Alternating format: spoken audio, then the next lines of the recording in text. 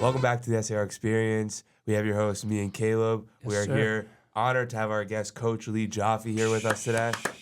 Thank you for having me. Jolly, Thank The how you are you for having inaugural me. guest. How Doing do you great. feel? Doing great. Coming off the Knicks win last night. You know, That was a got to big be win. feeling good. Got to be feeling good. So, Joffe, a thing we do here on the SAR Experience is we want to ask all our guests, why did you choose SAR? How did that come to fruition? That's actually an interesting question for me. I knew a bunch of students who went to SAR before I was here, coaching the Maccabi games. Akiva Shanzer, Jonas Sokol, Ben Legends, all Newworth. legends. I became close with them and their families, and they had always mentioned, like, hey, you should work at this school the kids go to. They were still in the academy at the time. We actually used the academy for a practice once, and way before I knew about SAR. And then things kind of fell the right way. The AD before me left the school at a opportune time for me, and the rest is history at this point. Now I'm here. It's my fourth year, and couldn't be happier. Yeah, we're obviously happy to have you. I'm curious, but where were you before SR? Obviously, you said Maccabi, but was that like your full-time gig? Like, how did that work? No, I ran a youth basketball program. I ran an AAU program for 7 years in Scarsdale, New York.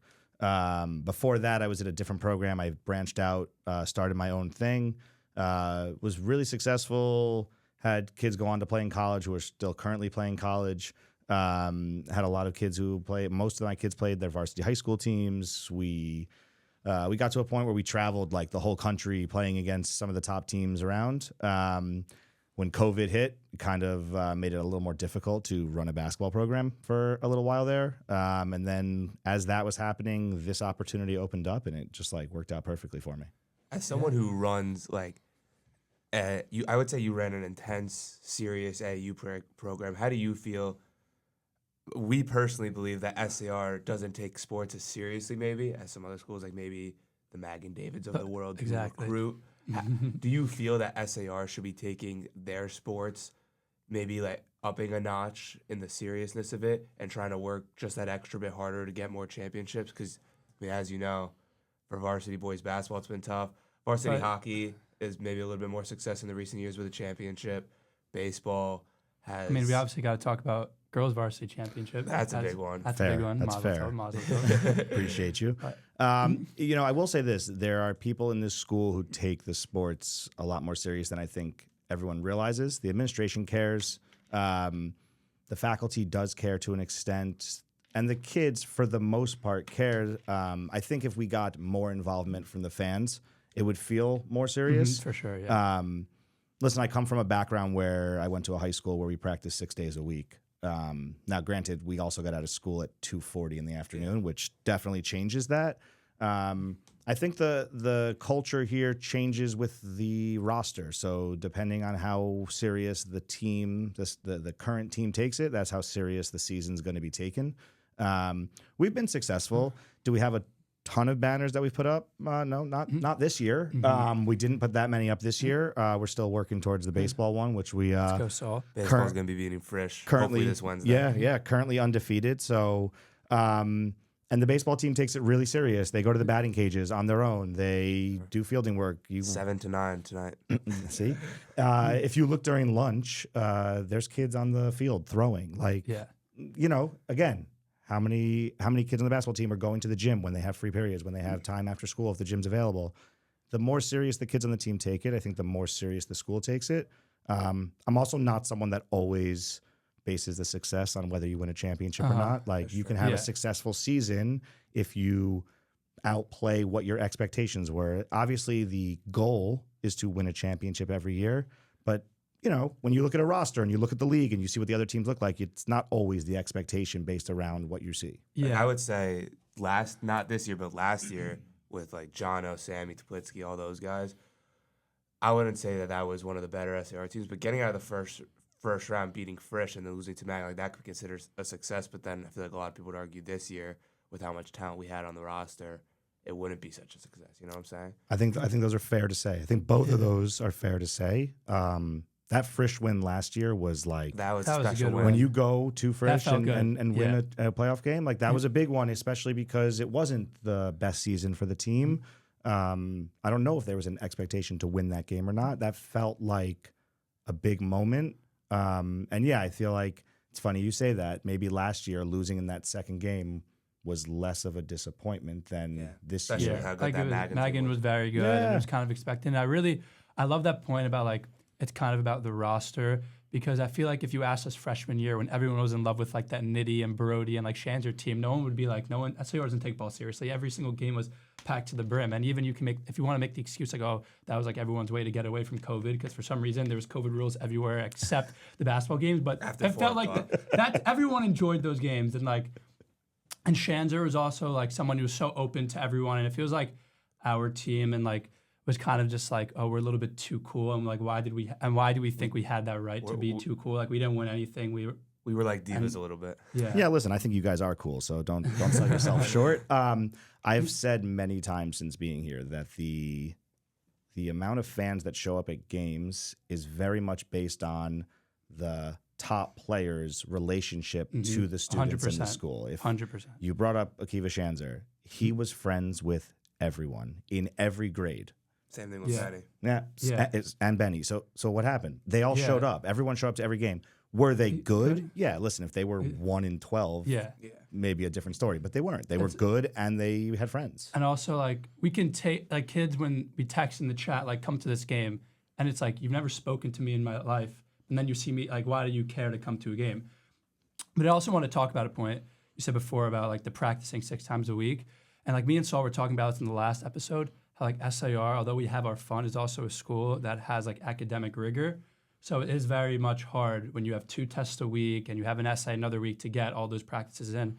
Although the new building is going to help with that, no? Like, what do you know about the new building and the new sports situation? Listen, when we have the new building and there's another gym, because we're going to be keeping the current gym as well. So 2 gyms allows 2 teams to practice at 5 o'clock, as opposed to every day it's a 5 o'clock practice and a 7 o'clock practice. You're going to get teams that are going to get more 5 o'clock practices. Does that mean the teams are going to practice more times per week? I don't know the answer to that. That's kind of a school question of whether we're going to open this up to more days. But it is the fact that they will get home earlier more often, which will help with their schoolwork, which may take away some of the stress and in turn have them play a little bit better and maybe not like dread going to practice as often. Yeah, I mean, as the kings of the 7 to 9 practice slot, like it's not enjoyable. It's not even just that, but you may think like, oh, it's just time for that one night. I actually do believe that when we would have like 3 practices, all 7 to 9 in a week, that wears on our team. I think not just physically but mentally, because you're getting home late, you have to do work late, and even if you think you're gonna do work in that 2-hour time period, it's tough Never do any work from the done. 5 to 7 slot. I do always say that, right? You've probably heard me say it like, okay, well, you have 2 hours before practice, get working. But that's after 12 hours of school. Right, yeah, and you want to hang out, you want to get dinner, all those things. I will tell you, so when I brought up like the school I went to 6 days a week, there's also a huge advantage when you go to a public school in the sense you all live within a certain distance of the school. Like that's literally how public schools work. It's based on the district you live in. Here, we got people that live, if you live in Riverdale, okay, maybe it's a 5-minute drive home. But other than that, even New Rochelle, Scarsdale, especially Jersey, the city, you're talking 25, 30 minutes sometimes to get home. By the time you get settled, it's a long day. I give you guys a lot of credit. You guys did it all basketball season. Saul with the baseball team. I mean, baseball gets I was with you. I was with you in Parsippany a couple last week, and by the time we scored 22 runs and the game was over at 10:15, it's like now you have an hour drive home. Those can definitely wear on you. Well, with baseball, you're just trying to get it to 12 runs through 4 innings, which in the last game, for those who probably don't know, we were up 15-4 in the 4th inning, and I made the conscious decision not to slide into home plate. And when I got out at home, and we had to play a whole another inning in Kushner in Livingston, New Jersey, so like stuff like that. Is that how? Wait, what's that mercy rule? It's 12 runs? 12 runs after 4 innings, and then 10 after 5. So if you were at 11 after 4, or if you're at 12 and you're the road team and the other team scores 1 run in the bottom of the 4th, you have to play the entire next inning. Which takes a while. And in that one, we scored an additional 7 runs in the next inning. So that was like... And we tried telling the other coach, like, can we just get out? Like, we wanted to like get out on purpose. That coach... okay. And he said no. He wanted to test his new pitchers. He wanted to see what he had. They brought in some kid who had never pitched before who was throwing gas. Like, it was... But it was... those days can be long, and it's definitely tough, for sure. Especially during AP season. Another question that we were curious about is, how do you feel... I mean, at least for both of my teams that I'm on, about the father-son dynamic on certain sports teams. See, now it happens to be with the basketball team, Ari Halpert and Rafi Halpert, and for the baseball team, Sammy Ice and Adam Ice, that, I mean, it's lucky that those two players it is like are lucky. like some They're of the best clearly players. the best Yeah, players, the second best players on the team. So, But how does that dynamic, like how is that maybe discussed in the school, or maybe just thought, like, how do you feel about it? I think we try not to have parent coaches. We'll speak for the basketball thing. It's a much easier conversation. He was the coach for 17 years, whatever, since the beginning. Yeah, and his son just happens to go here and is good at basketball. We weren't going to then say you can't be the coach just because your son. He's also coached him for many years. Yeah. I actually met Rafi like 10 years ago. House of Sports? Yes, at House of Sports. Coaching against him is how I met him, basically.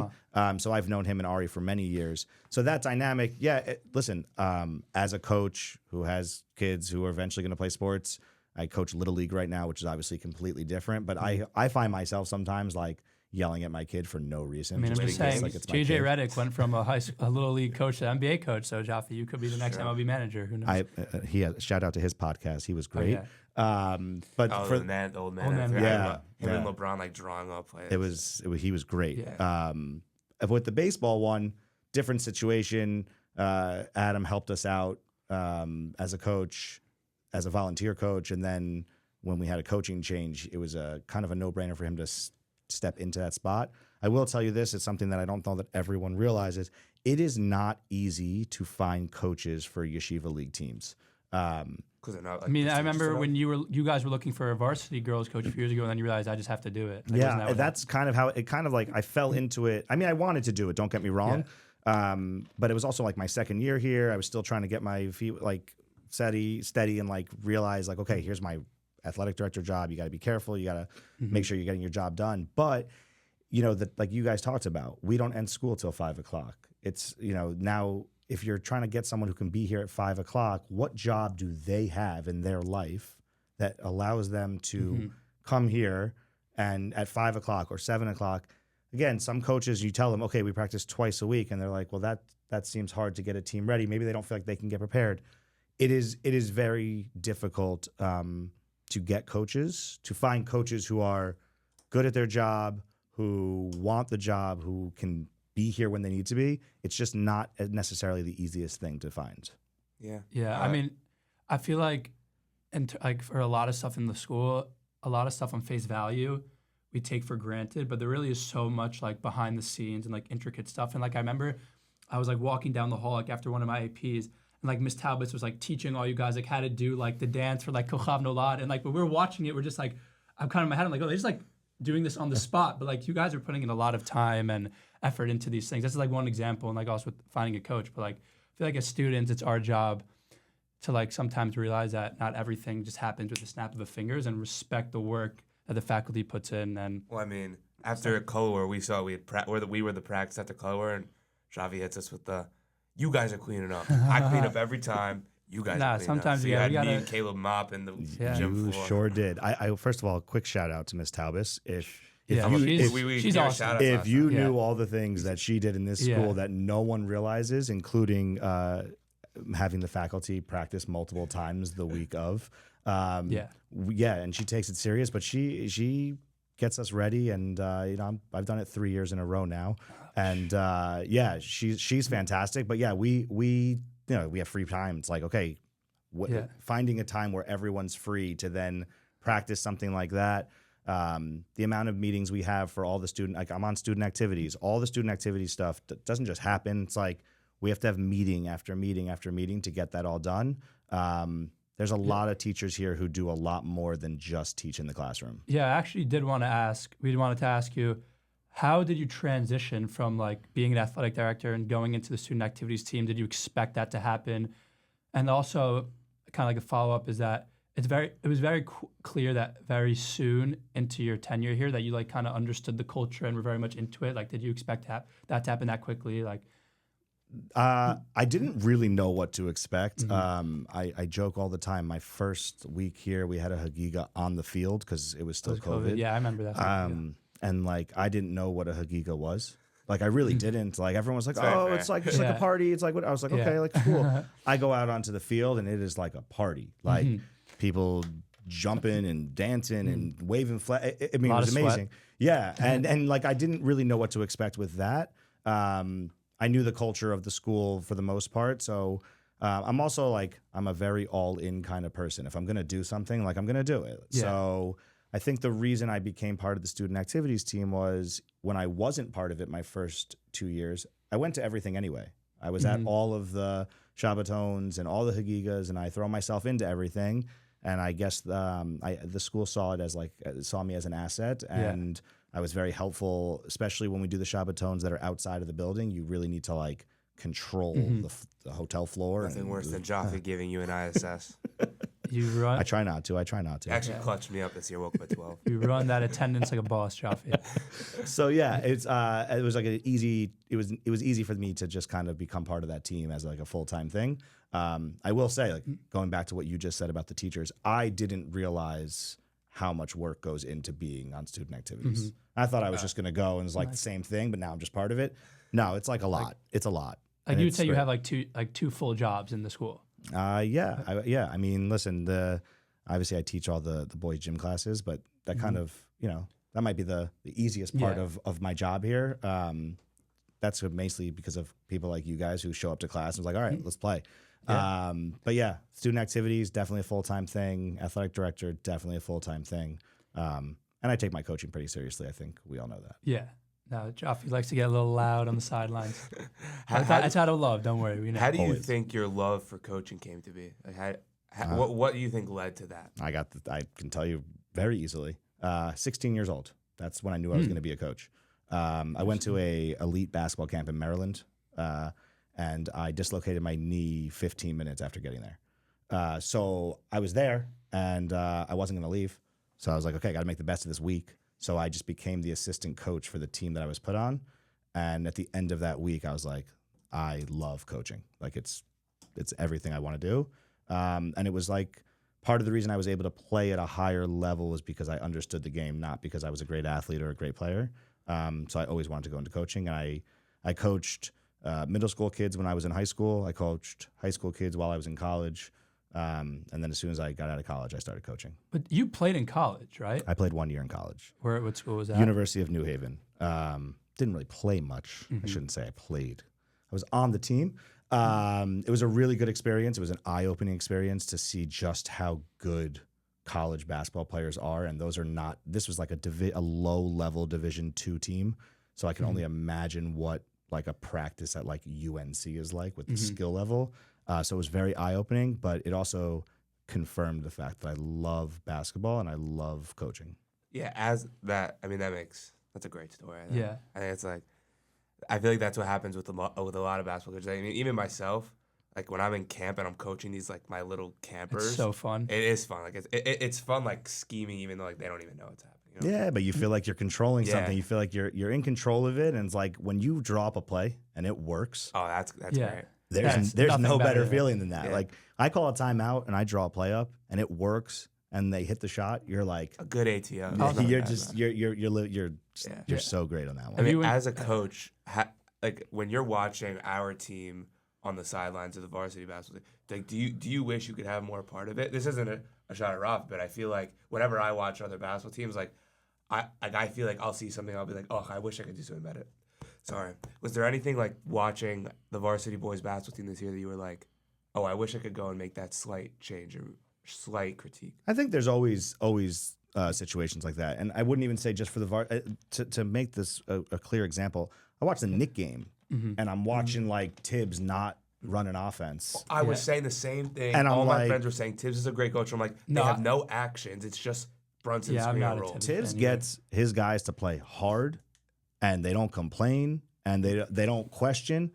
But there are so many times I'm watching it. Now, listen, that last play, even though Brunson missed the layup, that's a great play. But I'm not so sure he drew that up. It looked like he was supposed to go over the screen. I was saying the same thing. But he cut back door. It was perfect. Maybe like Rafi will do this all the time, where he'll be like, okay, if you have it, go around the screen, but otherwise you're going right back to where that might have been said. Yeah, But I don't think that was really Tibbs' intention. I don't- Once, like, Brunson was really about to go hard. I think Brunson was supposed to go over the screen, and he was like, "No, I have this," Yeah. and it was a great play. But to getting back to your question is like, there's plenty of times where I watch the varsity boys, the JV boys, the JV girls as a basketball coach, as someone who has put his whole life into basketball.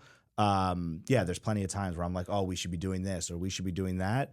But like, there's a reason I'm not coaching in the NBA. Also, like, there's a reason Tibbs is coaching the NBA. He's earned that through working the ranks, and he's obviously considered one of the better coaches. And yet, there are still times where I'm watching the Knicks, and I'm just like, I could do a better job. Yeah, I do believe that Tibbs is like one of those coaches that will be like your coach before your championship team, similar to like Mark Jackson and the Warriors, like a Rick Pitino type. I think if the Knicks were smart, maybe another year or two of Tibbs and find that coach that's going to eventually push them to the other level. Because I really don't think they're going to win a championship. You do need an offensive-minded coach. Yeah. And we were talking about it in the last episode. I think the Knicks, like, with progression, I think they do have the formula to win in today's NBA, because the formula is to win with a super team. You need one selfish player, and then you need four to six other guys that know how to do their role. Like the Thunder are doing that. I would say the Celtics kind of do that. Tatum, I would say, and also the Cavs have that. The Cavs are doing that now as well. But then you look at the Suns, who have this supposed super team that doesn't work anymore. Correct. So the Knicks have the formula. I just think they do need that offensive-minded coach, as Caleb said.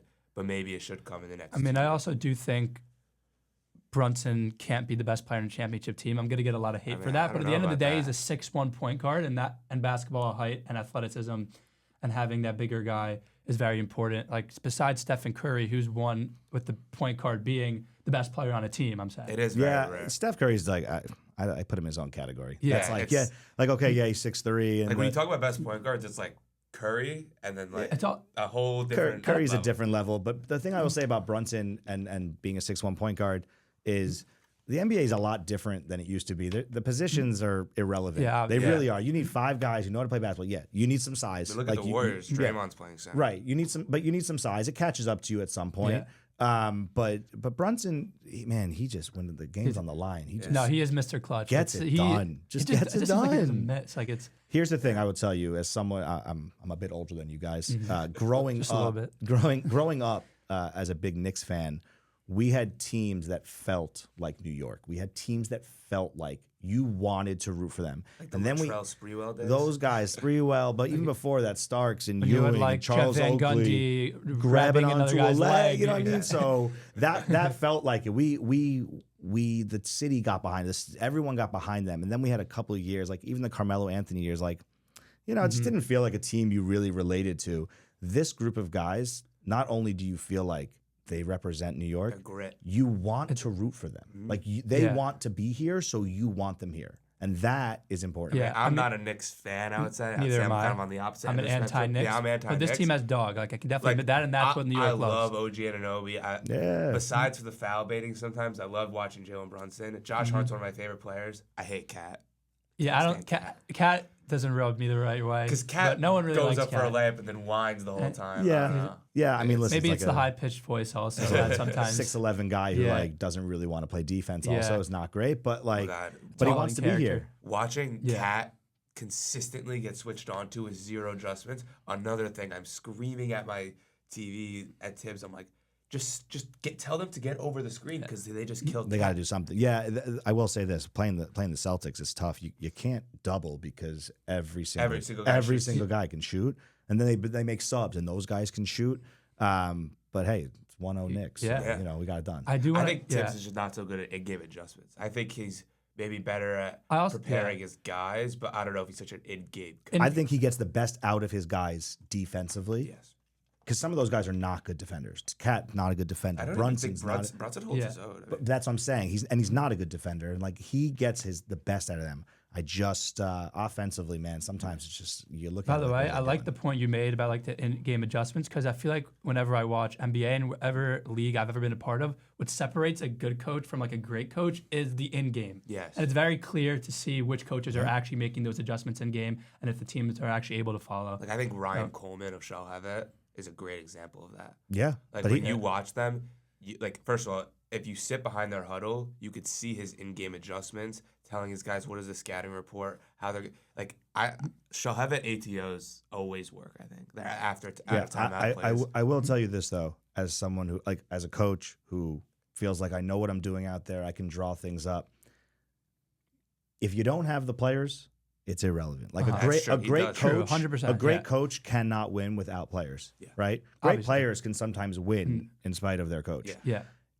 I've had many instances in my own life, and I've watched it happen here on different occasions also, where it's like something is drawn up or something is told, and the players, again, there's 5 guys on the court. Even if 4 of them are doing it, all it takes is 1 to be doing the wrong thing, and it doesn't work. So, also Shalhevet does practice just a bit more than us. Just a little bit. But, you said, that I mean, Rafi would say that to us all the time, that let's say Rafi would be like, if I could be the worst coach in the world, but we all still need to be doing the same thing, which I think is important, which I don't know if we really, maybe some games we would all be on the same page, but I think that was peaks and valleys. You guys had some high especially marks in the this year. yeshiva league. We're like, I'm sorry if this burst ended some kids' bubbles, but no one here is that good.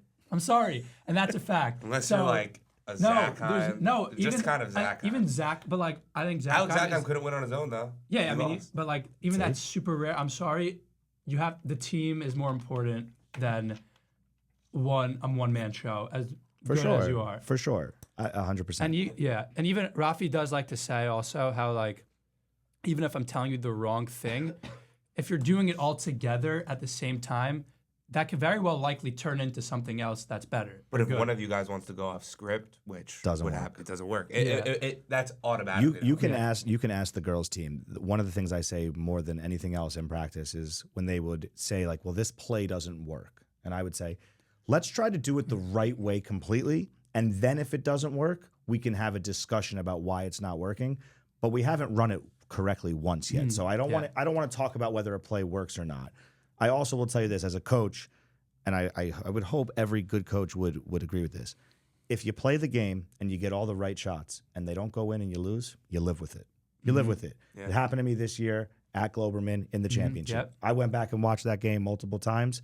I took the stats on it. You're not going to win a lot of games shooting 17%. Yeah. What do you say? Not. So but they were wide open. Yeah. What do you say? So for the next 2 times you played first, it was like regular season and playoffs, and you won.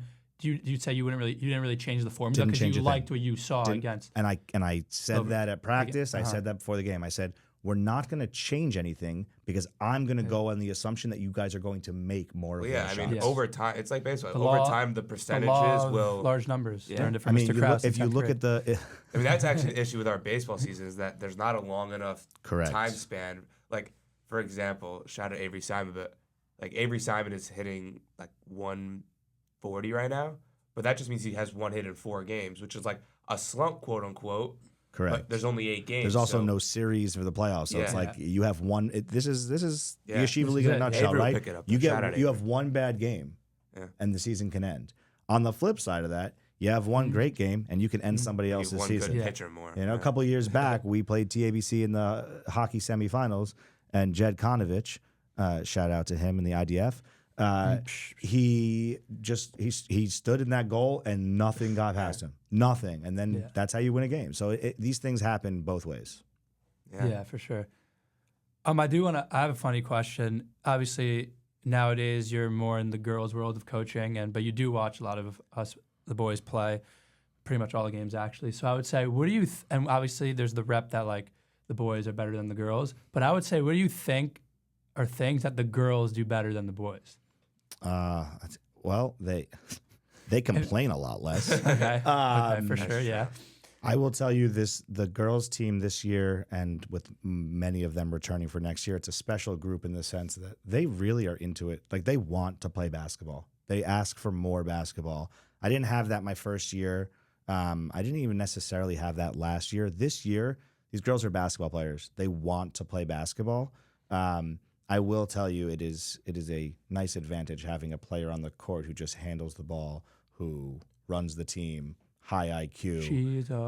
She is a freshman. Is that the first SAR recruit of your tenure? I wouldn't call it a recruit. It was more of a persuasion. I know, that's what I've heard. But I've heard that too. No, she had friends here from camp, and she wanted to come here, and very happy to have her here. She's a great kid, and she definitely helped us win a championship. Yeah.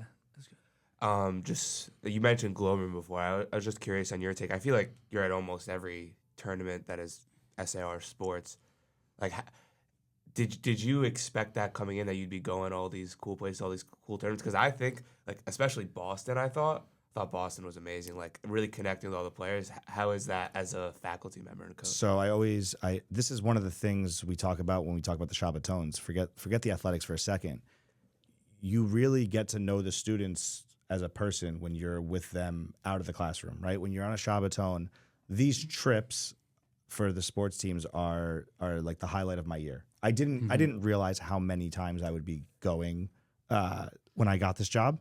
But like, Saul, you're the prime example. Like when we were in Ohio last year. Oh, Columbus, me and Joffe.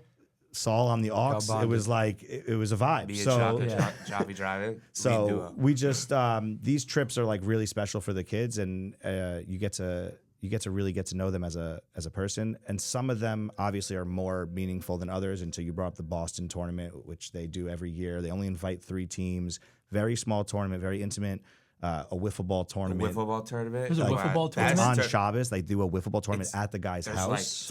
That's got to be like there's the like best 4 players thing on ever. each team. It's like, but it's for 4 teams. It's a big tournament. It's like everybody watches. And they like. It's like a whole community like pulls up type of thing. Well, I mean, we are there's like 4 teams there plus a family. Yeah, they take kids from each of the teams that are visiting, and they make teams out of all that. So like Saul was on a team with a kid from Mimo and a kid from Hafter, and they mix up. I love that. That's such a good idea. Do you know Jojo Kappa, baby? Like the lefty. He was on my team. And then once you're out, it's not like, okay, the day's over. Like, you just hang around and you watch it. Good food, and they have real rules. They have like real rules in the backyard of like what's a home run, what's a triple. Like Matthew Milstein. Remember Matthew Milstein? This kid, I think he was in the championship, and he's like up there like Maddie's like a very like cocky baseball player, obviously in a good way. It's confidence, but he goes up there and there's like a porch and everything. Like you hit it over the house, the home run. Hits a home run, like pimps it, and like everyone goes crazy. Like that throws the bat in the air. Yeah. But it was just everyone just I gotta buy. Once you buy in, it's like everything. It's just the best thing ever. So what is your favorite tournament? I would ask. Because that ones you don't go on that. So that one I can't say that one because that's a special one, and we got in. We've only gone once since I've been here. I love the Ohio tournament because nothing better than. Because Gloverman is very serious for you, I would say. Gloverman's a business trip. Yeah. But Ohio is a good. Even for me, like. Baseball is a business trip, but the difference I see with baseball and basketball every time, baseball is very competitive, but basketball is where like my competitive, like I would say maybe like my like sports brain comes more. There's no time off in a basketball game. Yeah, I'm always locked in like from the jump, like especially Sarachek when like if kids are talking to us. Yeah, dude, maybe not Kale. Kale likes to talk to people, but like I don't respond to talk to people in the crowd. No, I don't. The baseball one though, like if you're not batting for like 7 batters, like you're vibing, you're hanging out. Also, I will say this: the fields we play on in Ohio they're beautiful. Oh, they're amazing. It's the most amazing complex. It's something you can't find here. We don't have the like space. Midwest. 40 fields. It's real America. No bad fields. There's 40 fields. Every single one is in perfect condition. They're all home run length for us. And also everything, the roads there. This is like a chaperone thing that I like. The roads are easy to drive on. So everything's close together. When you're in LA, like driving a 15-passenger van through the middle of LA is not fun. Oh yeah, there's nothing fun. But driving in LA is really cool because it's like I'm like, oh yeah, I know what that is. Yeah, like, it's nice when you're the passenger. Yeah, it's driving that van, not cool. Yeah, not great. Like going to Topgolf. Also, we went 2 years ago with the baseball team at Columbus. Like that was also just it's just Columbus. It's just like it's just a vibe. You're kind of in the middle of nowhere. You could do really whatever you want. Short flight. You play baseball. Yeah. Baseball. I like the point that you made about like the staff and students connecting out of the school, and I think it really shows for when like we have staff coaching teams. So like for you and also specifically like Michael Courtney, like so many people have been able to like build such good bonds with you guys because even though like technically basketball is like still like SAR activity, but that's considered out of the building. Yeah. Like you're really able to build those bonds, and I think it's a really special thing. For sure, it's actually it's one of the things that I've had conversations with people.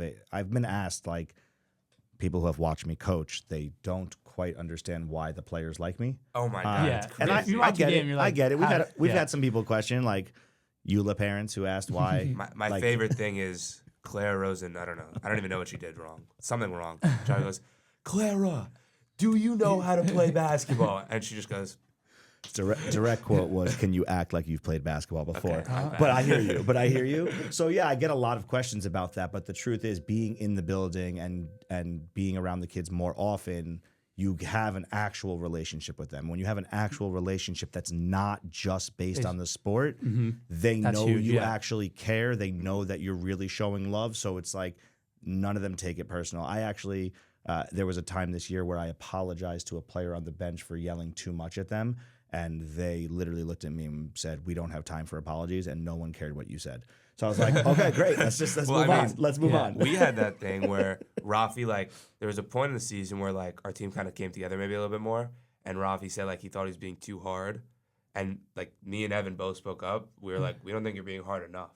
So there you go. And, like, I actually do that. Like, I remember before Sarachek, like, stamina-wise, it's kind of, like, for the basketball team, it's kind of, like, on your own accord. And we're more working on, like, the actual basketball aspect of it, which Which I think is honestly the smart thing to do, especially when we have limited practice. It's not like we have 6 practices where you can run sprints for half the time. We don't practice 4 times. Like Frisch, I think they practice 4 times a week, which I don't think, considering they had 8 kids on the team left, I don't know if it's a recipe for success.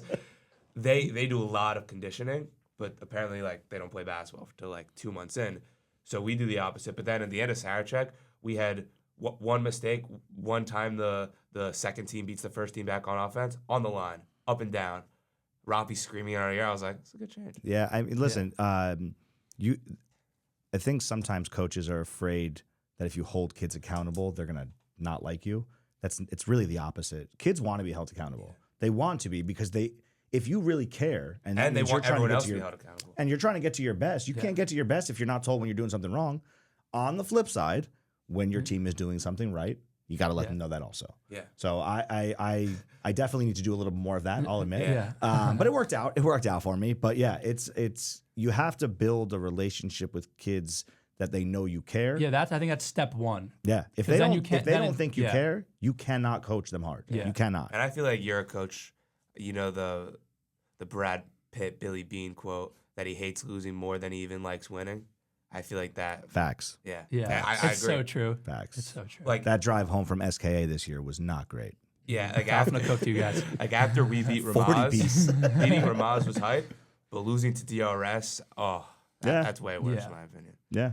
But yeah. Didn't help that. You gotta like hate losing more than you love winning. Like it won't happen. I'm saying when we beat Frisch, but if we in a theoretical fantasy world do lose to Frisch this year in the championship, that's not gonna be pretty. Not happening. Not happening. This is our year. This is the year for the 3 baseball straight team. years of losing to Frisch. Or no, 2 straight. 2 straight on Father's Day. On Father's Day. What was sophomore year? Sophomore year was way worse. We were up 5-0 in the first inning. And then shout out Sammy Hirschman and Brookdale baseball. Oh, he had the error, right? He let up 4 earned runs pitching, goes in the field at shortstop, which Stark should have been playing short.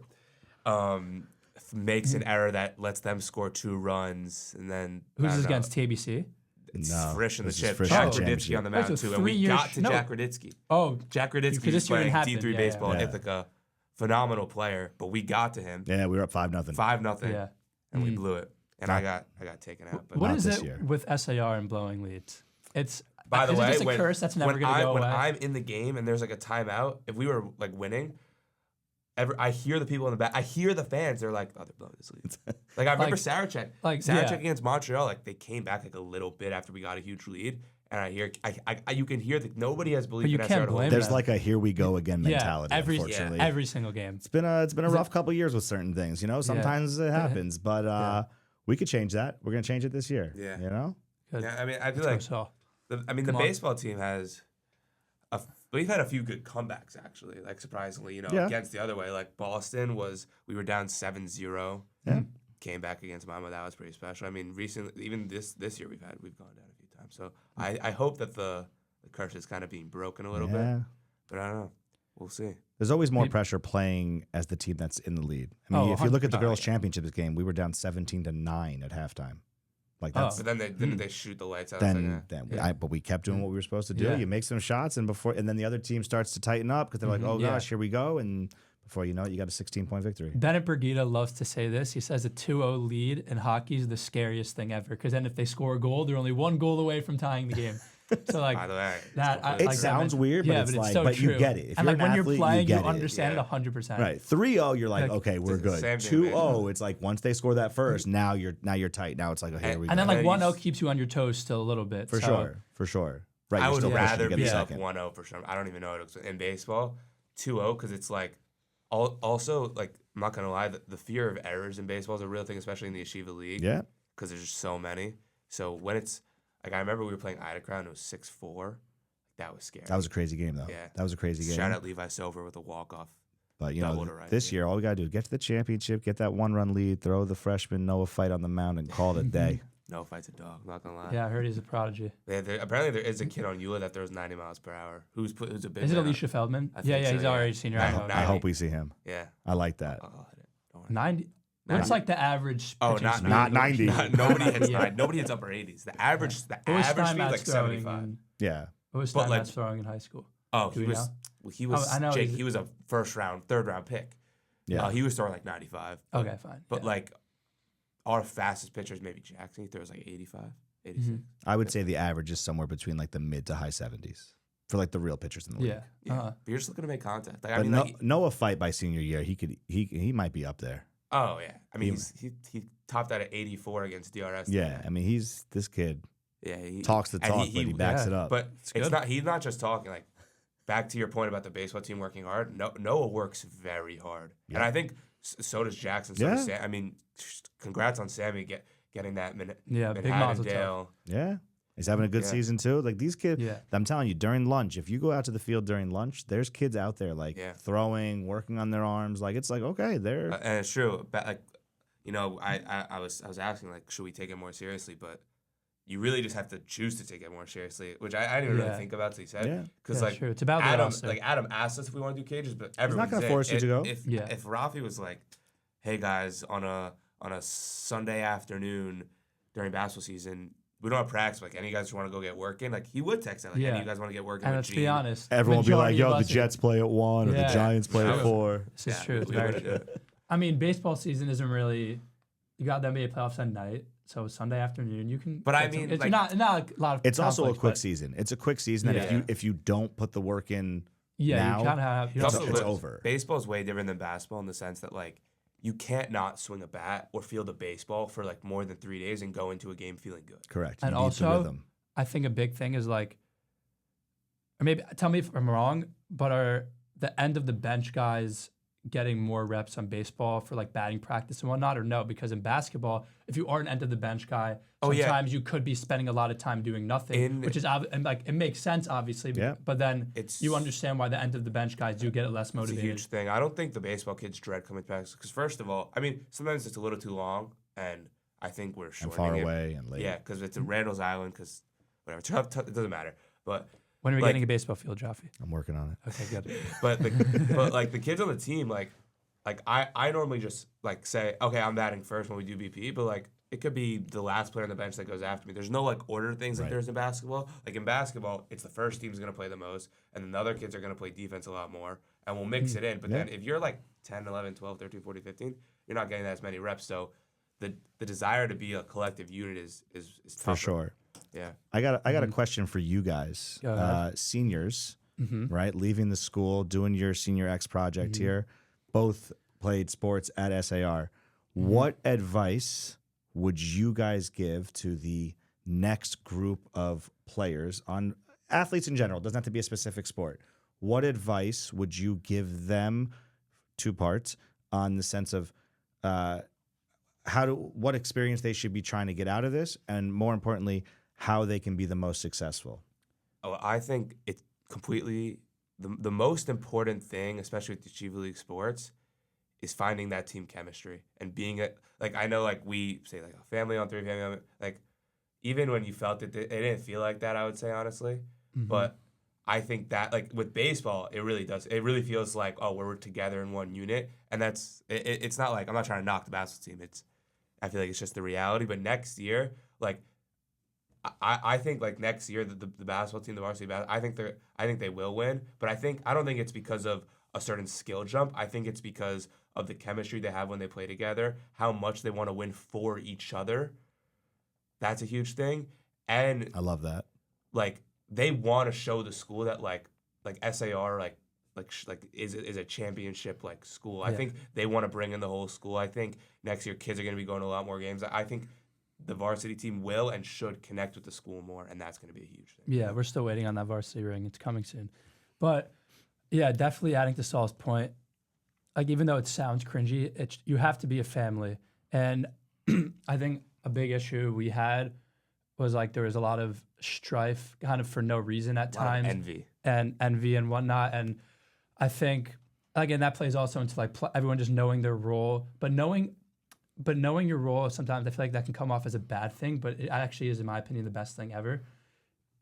Because even like, let's think about like Robert Ory, 7 rings, known as the clutchest guy ever, hitting a few threes a game when they matter most. And like that led to championships. Perfect example. But like going back to that off-court stuff is like almost, if not just as important as the on-court stuff. You have to dap these guys up in school when you're friends, when you see them, and you should have team lunches and maybe even hang out of school. And I know that's a big ask, and we definitely didn't do that at all, or not enough of it. But being a family, and then like I would say as a freshman, that varsity team looked like a family. Yeah. And then I think it definitely translated on the court as well. And then I would say a big thing is that if you look at your 4 years of high school, assuming you're on the team 4 years or even 3 years, as like one long season, learning from your mistakes and making sure to not repeat them over and over again. Because I would say that a lot of the mistakes we were making this year in 12th grade were kind of the same mistakes that we were making in 10th grade. So if you, instead of obviously like each season is its own season, you want to win that championship. But if you're in 11th grade or 12th grade and you're like, what did we do wrong with this roster in 11th and 10th grade that we should be doing better this time? And I think we're kind of, SAR is kind of doing this now, where they're like connecting JV and varsity more. And my dad was always surprised about like the fact how like, oh, like why are varsity and JV so disconnected? Like when I was in high school, my JV coach was the assistant on varsity, which is how it is now with REA. So I would it's an say, easy transition. It's run the same stuff. And like It's I talked to Michael, easier. like to Gurak, Mr. Gurak, legend. He used to coach at Flatbush, and he also knows like the Mag and David people well, and like their system. He's like, these kids are running the same thing since sixth grade. And I know for SAR it's different because like we obviously have academy, but a lot of the kids are new. Right. But even if, let's say, you have 2 or 3 of the best guys out from the academy, and they've been running similar stuff for a very long time, and then you just integrate the new kids into it, and then that's freshman and sophomore year, and then when you hit varsity, it's like you really are a unit on the court, and then you combine that with you actually are a family off the court. Like, I don't know how you're going to lose. I want to touch on that. Especially because we are getting the best talent. Well, that's also why both varsity basketball coaches now run clinics at the academy, in case you were wondering. Well, I want to touch on what Caleb said about the, like, it can be tough to be told your role. Like, that could come off as, but like, and honestly, like I had that where I remember first game of Sarachek, like I didn't have my best game. I wasn't playing like my role. And then before the TABC game, like Rafi came up to me and like just kind of told me what I need to do. And I wouldn't say it was harsh. It was more like constructive criticism. But me, like, even though we lost, I think I had like a pretty solid TABC game. I think that stems from me just deciding to not take it as hate, but more as like desire to win and like Rafi's not trying to, like, he wants to win more than anything. It's we above me. Yeah. So, always. Like I feel like there can be like the coach has it out for me mentality, especially within SR. That happens a lot. But I think people realize like I feel like a coach would rather tell you the right thing to do that he generally believes to win, rather than like go out to get you. Like nobody's that worried about it. For sure. Yeah, I would also I definitely resonate with that point because like middle school I was very, very good. Caleb like would hit 9 threes a game. I used to be that guy back in the day. And then even JV, before I saw touch that Sarah basketball court, I was a starter and I was a captain in 10th grade. And then even this year, like I obviously had the expectation that like, I was going to be the starter. I was going to be like a bigger contributor to the team. But this is on me. Like I definitely didn't work as hard as I should have.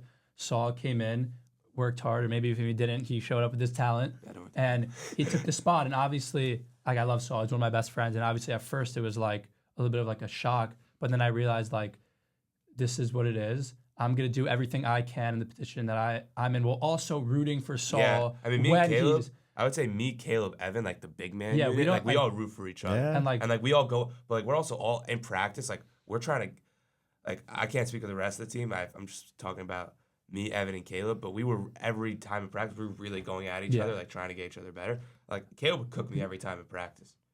But That's the only I way- liked it. It's the only way that's to the get only way better. you get ready every for the time, games. Every time me and Evan would be guarding each other in practice, it was constant trash talk, which I think, like, you may seem like bad, but like if it's healthy, very I think important. there's obviously healthy and unhealthy, and I think There on the most were part, some healthy. I think unhealthy amongst the moments in bigs, fights. it was healthy. Maybe amongst other players, Yeah. it was unhealthy because it wasn't. I don't think it was probably coming from the same spot. If in the done heart. correctly, it can build character. If Exactly. done incorrectly, it can tear it down. You know? Exactly. Yeah, I mean, But I would say I wish one thing of in the season we had a little more of the three big man lineup. Yeah, we ran it we were once saying against the the whole Fel and time. we were cooking. yeah, But three big I man obviously lineup. like- Evan at the point, Sam and Yeah. Ari on the wings, me and Caleb down low. That's what we wanted.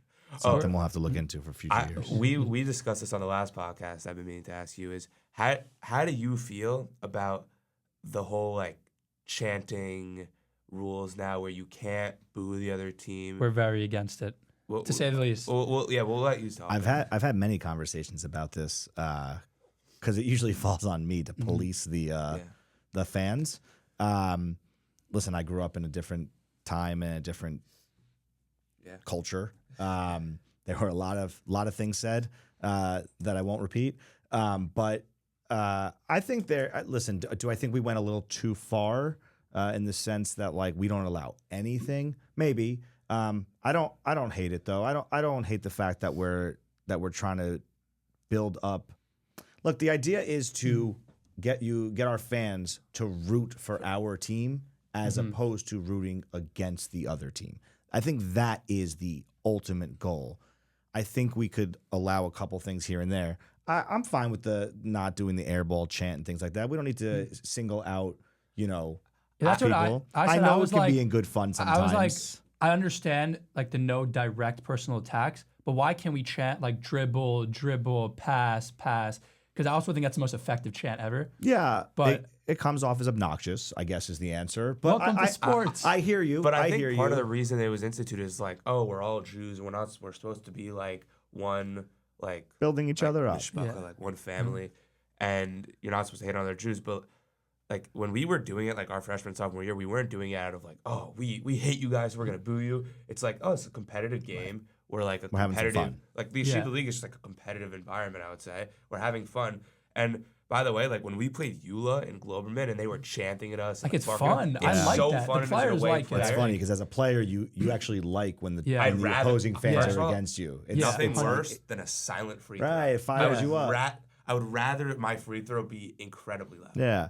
I bring it back to we played Frisch on Sting Night 2 years ago. Our sophomore year, Shanzer's senior year. So Shanzer senior and Shanzer and Zachheim were like going at it, That and was they were hilarious. jawing at each other and like talking trash or whatever the case But may I think be. they're friends off the court. And then like Yeah, the ref said something, and then someone from the crowd said something.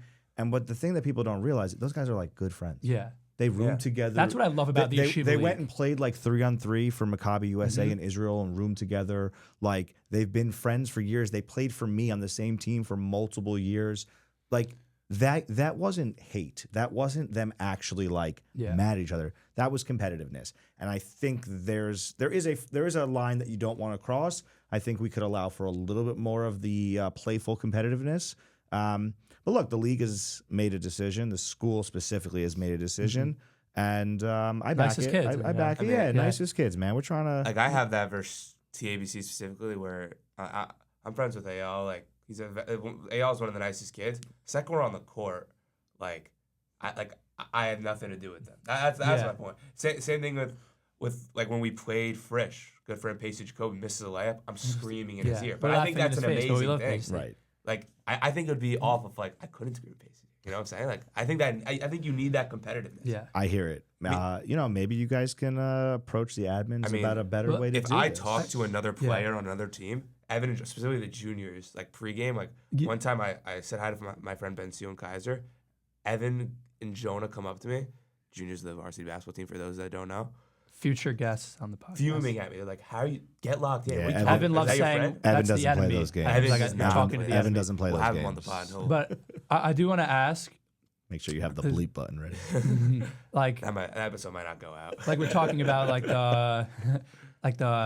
this rule change in like the yeshiva league, and I feel like a lot of us in the yeshiva league, specifically like the sports league, don't really know like what goes on behind the scenes. So if you can give us like a little bit of a In what shot, sense? Like honestly, how it all goes. Like I know it's a very broad question. the scheduling like and the everything. scheduling and Yeah, I mean it's a lot. Before the season starts, we get an email from the commissioner that basically says like, here are the teams you're playing at home. Here are the teams you're playing on the road.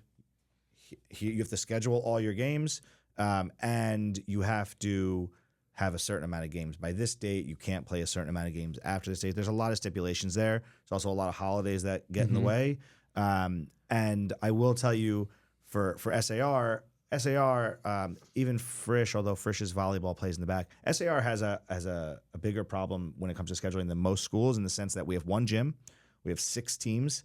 I get all the schedules from all the coaches. I have to put it all into a spreadsheet, make sure like, okay, where are all of our conflicts? How many times did they accidentally plan a volleyball game and a basketball game at the same night? And then we have to switch things up. Whereas like a TABC, they don't have to worry about that as much. Like I said, Frisch, they have their volleyball that plays in the back, so they can actually do both at the same time if they wanted to. They also have hockey there, which is a whole nother thing. So it's a lot. There's like a 3-week period before the season starts that is just hectic and chaotic, and we're just trying to get the schedule set. And then of course, like, and Saul knows this, unfortunately, when it comes to spring sports, then there's rainouts. Oh and then like, we might not get a Frisch game. Right. Well, unless we like, it might be are a there no situation where we indoor get them fields that like you can maybe play on? when you're For baseball? When you're a private school, it's much tougher, especially a private school that doesn't have like the Riverdale country, like Riverdale Country Day. They have their own baseball field. Right. Yeah. Us not having a field is the hardest part for softball Frisch and does have a baseball. field right next to them, so they get that. And Frisch has a softball field on site, so their softball's even easier. But it's a lot. It's a lot of work. It's a lot of scheduling. It's a lot of organization, and the athletic directors and coaches do like a ton of work after hours and getting it all done. But we make it work. Yeah, it's great. Speaking of extra hours and additions to that schedule, like obviously the past few years we've gotten much closer. A big part of that was like intramurals. And I don't know what's happening this year for the grades below us. It doesn't seem like it's happening. Which Just is the sad freshmen. thing. Oh, it's freshmen. I know New Earth asked me about it, but they're getting it done. We reference you a lot, actually, because Ms. Schneider referenced me, not directly, but talked about the idea at the open house of creating intramurals. Yes, me and Miss Simpson, we actually her and I became good friends because we worked on the intramurals with you, and you guys were the first and so far only grade that have really done it in a great way. I think it was amazing for our grade. Like nothing It brought was us better. so much closer. It was Jack Sasson awesome. hitting that buzzer beater. Oh my God, that's like, just that's so- you don't But get also that anywhere like else. also like the little things, like you guys 3D printed a trophy the first year. We had the dinner at the end of the year, and then you came back the following year, and like all of a sudden there was like more organization, and we got the camera for the second. You were live streaming the games from the balcony. Like you guys, it evolved into something so much bigger than just like an intramural. It became like a real thing. It was also really competitive. Like people you get like if you lose, shirts like, you're were really, ripped all the time. Balls thrown, but that was the best part about it. Like, it was competitive. It was fun. It was a bonding experience. And I think for you specifically, Caleb, like a leadership role that you took on, and like, I think it's good on a resume. And Better I than mean, that was my college essay, and like one thing I wrote was like, I got a ball chucked at me when I was reffing, and it was the best thing I'd ever experienced because like it was like Daniel Berger like threw the ball out. Sounds about right. Exactly, but that like, but when we were actually talking about this, like when criticizing SAR. When it's out of a place of love, just like you care so much about this intramurals, you're gonna throw the ball. Like if it was like some random pickup game, you're not gonna care to chuck the ball. I mean, No, you want it. It's because it's like something that means something. And then like we brought it. Reffing was scary because kids get really mad. The playoff games to the in-school day. Yeah, we had. Like, that was awesome. That was awesome. Epic. During the lunch activity way, period. The nerves were there. That felt awesome. like playoffs. Yeah, but so the freshmen are doing it this year. They're the only grade that is doing it. So they have actually. Unlike scheduling you, for them is probably easy. Oh, what day do you want? You got it. You know. Have they had any games yet? They had last week, and tonight's their second. I mean, I don't know. Sophomore grade isn't buying so much, maybe. Yeah. It takes someone who's really it's not like, it's a lot of work even as like the student who's Caleb organizing also it. stayed every game. I had to stay every game, and I knew whatever I sent to the chat didn't matter. I'd personally text kids every day, like, and also like I remember I watched a 10th grade one last year. You had kids in Crocs, kids in hoodies. That's not gonna fly. No. Yeah, I like we didn't do this, but like the juniors or like the year below us last year, so they were 10th grade. They got like jerseys. Yeah. And they didn't actually end up being able to finish the season. No, they were not as organized. Yeah, but like that concept of like actually making it very serious is what you need, because even when it is serious and there's like getting 50 kids to be bought in for a month of something is very hard. So you really have especially like, when I had to make sure like, they're taking their time. Like, it's not really a team sport. Like I really had to make sure that everyone was on their what. Yeah, but you also like you took it serious. Listen, part of what we do with the intramurals here is we empower the students to run it, right? Yeah. Which is I help, but I really stay out of it and say, here's when you can use the gym. Yeah. But you went as far as like, if I'm saying this correctly, like last year, like all the kids who were on the baseball team were like on one team. That was for so that when there was a baseball game, that team just didn't play. Like that was we it. Did that last year. It was very smart. And that like those are things that the freshmen are going to learn as they go along, that they're gonna have bumps in the road, and that's okay. If any freshmen are watching this, I'm very much open to answering any questions and giving any advice. That's good, because I told them to reach out to me. Yeah. You know, Caleb mentioned, by the way, like criticizing SAR to love, and maybe this is an uncomfortable question. Do you have like one thing you wish SAR did do that they didn't do, or something that they did better that you wish could be instituted? That's an interesting question. Listen, I'm on the athletic side, right? Like, I care deeply about athletics, like my whole life I have, but specifically at this school, it would be nice if more faculty showed up to sporting events. That's faculty, if you're listening, that's something. I have no problem saying that on this podcast because I've said it in faculty meetings. I've asked them to come. I tell them to show up. Like it is meaningful when we see Mr. P at our DRS game. Mr. P is the number one fan of varsity basketball, and it puts a smile on my face every time I see him. But see, exactly what you guys just said is exactly the message I give to the faculty, which is and it goes back to what we talked about earlier in the podcast, right? Full circle here. The Shabbatones, when you get to see a kid outside of the classroom, you get to really get to know them. When the kids see you outside of the school showing up for them, it matters. Like you both just said it. When you see Mr. P at a DRS game, right? That guy shows up to a lot of games for different sports, but mostly whatever.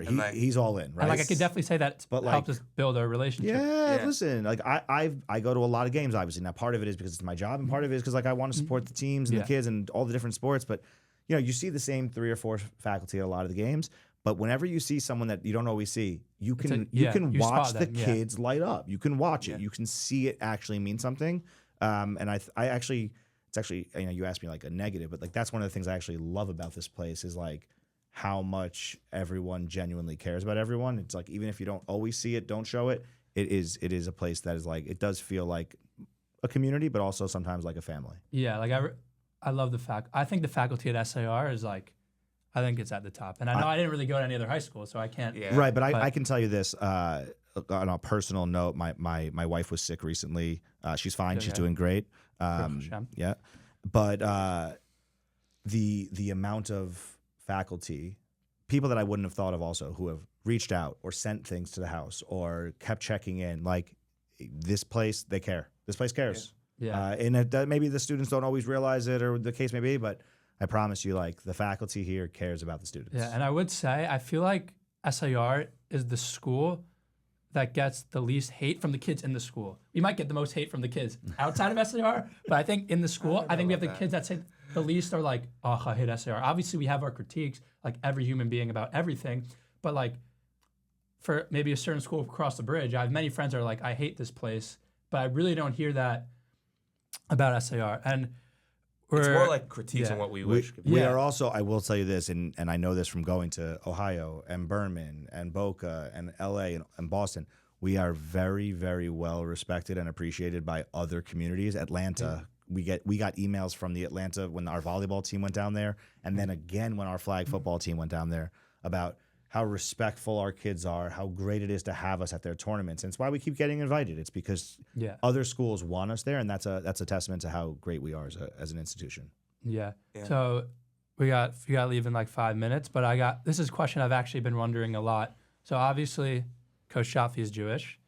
If you didn't know that, you know that now. Sure, there's some that still don't. and I'm curious, how would you say your Jewish identity has like changed or increased or in any sort of way shifted since coming to SIR at a modern Orthodox institution? I'm not sure it's changed much or at all. I grew up Reform. I had a bar mitzvah. My 2 boys will be bar mitzvahed in time. Expecting an invite. We'll see what we can do. It might be family only, but we'll see. We'll see if you fit We're in. not family? We'll see. But I've always had a very strong connection to being Jewish. I've always been very proud of being Jewish. Like well before I came here. Maccabi, my pride in being Jewish is what brought me to Maccabi when I was 16 years old, and I played in the Maccabi games. It's what brought me back to it to coach it for more than the last decade now. I'm like on year 12 of coaching Maccabi. I'll be going to Israel this summer for the first time ever. Oh, that's a round of applause. Yeah. I'm coaching the 18U girls USA team in the Maccabi games. It's in Israel. I'll be there for 3 weeks. Do we have any SAR kids? None of the SAR girls are going on this one. A couple of them came 2 years ago when I went to Argentina. I had a few of the SAR girls on that team. So I don't think anything's really changed for me after working here. I definitely am. I have a lot more information. I know a lot more about the state of Israel and the religion in general, just from being you around probably people. know more than most other Jews on the planet about Judaism. Probably. I mean, I see Joffe sitting on some of my classes sometimes. Right, like less than all the people here. But well, I've been known to step into a Gemara class or a Tanakh class. Listen, It's a little I try to interesting and a math class. Yeah, I was about to say Miss Simpson. Yeah, shout out to Miss Simpson. Like really, really good teacher and really, really tough. But you got all the students there, Joffe's just in the back. Like, I'm just trying to keep up. But no, I've always been very, very proud to be Jewish, and that has if it's changed at all, it's more so than it was before. But I'm very proud of it, and my identity is in being Jewish and being a coach, and the fact that those 2 things are very important to me, and that I've been able to bring those things together in my life is really meaningful and like really important to me. Yeah. Wow, that's awesome. thank you so much for Yeah, coming thank on, you. Joffe. That was Appreciate you great. guys having me, man. This is awesome. awesome. I can't wait to see the final product Yeah, it's gonna be lit. and see you guys at your Senior X presentations. Yeah. This is awesome. So Awesome. thank you all for All right. joining. This is the SER Experience. See you guys. See you next time.